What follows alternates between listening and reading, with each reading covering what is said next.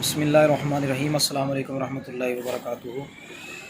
دوستوں، میں ہوں آپ کا میزبان حکیم حافظ محمد اویس۔ امید کرتا ہوں کہ آپ تمام دوست احباب اللہ تعالیٰ کے فضل و کرم سے بخیر و عافیت ہوں گے۔ اللہ تبارک و تعالیٰ سب کو صحت و تندرستی عطا فرمائے۔ دوستوں، آج میں بد ہضمی کے حوالے سے آپ سے بات کرنا چاہتا ہوں۔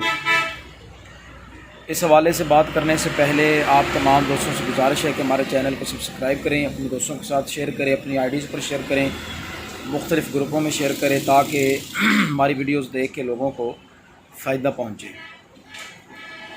دوستو، آج میں جس حوالے سے آپ سے بات کرنا چاہتا ہوں وہ ہے بد ہضمی۔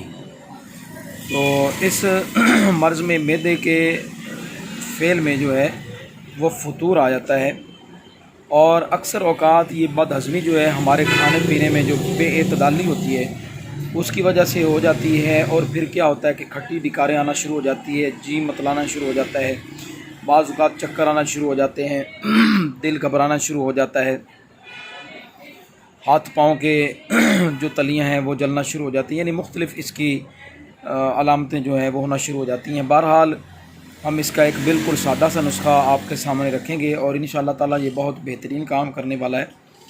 اگر اسی طرح کی طبیعت ہو رہی ہے تو اگر آپ فوراً اس کو ٹھیک کرنا چاہتے ہیں تو اس طرح کریں کہ کچھ مقدار میں ایک گلاس میں سوڈا بائی کارب ڈال کے اس مریض کو آپ فوراً جو ہے وہ پلا دیں، تو انشاءاللہ تعالیٰ اس سے بھی اس کو فوراً جو ہے نا وہ بد ہضمی سے افاقہ ہو جائے گا۔ باقی اس کے لیے ہم آپ کے سامنے نسخہ رکھیں گے۔ دوستو، آتے ہیں نسخے کی طرف۔ نسخہ ہمارا یہ ہے کہ نمک سیاہ آپ لیں گے 3 تولہ، اجوائن دیسی آپ لیں گے 5 تولہ، اور نشادر ٹھکری آپ لیں گے 5 تولہ، اور تیزاب گندک بھی آپ لیں گے 5 تولہ۔ اس کو بنانے کا طریقہ یہ ہے کہ پہلی جو 3 چیزیں ہیں آپ ان کو آپس میں مکس کر کے پیس کے تو اس میں آپ تیزاب گندک جو ہے وہ ڈال دیں۔ جب یہ خشک ہو جائے تو آپ اس کو باریک پیس لیں تو یہ سیاہ رنگ کا صفوف بن جائے گا۔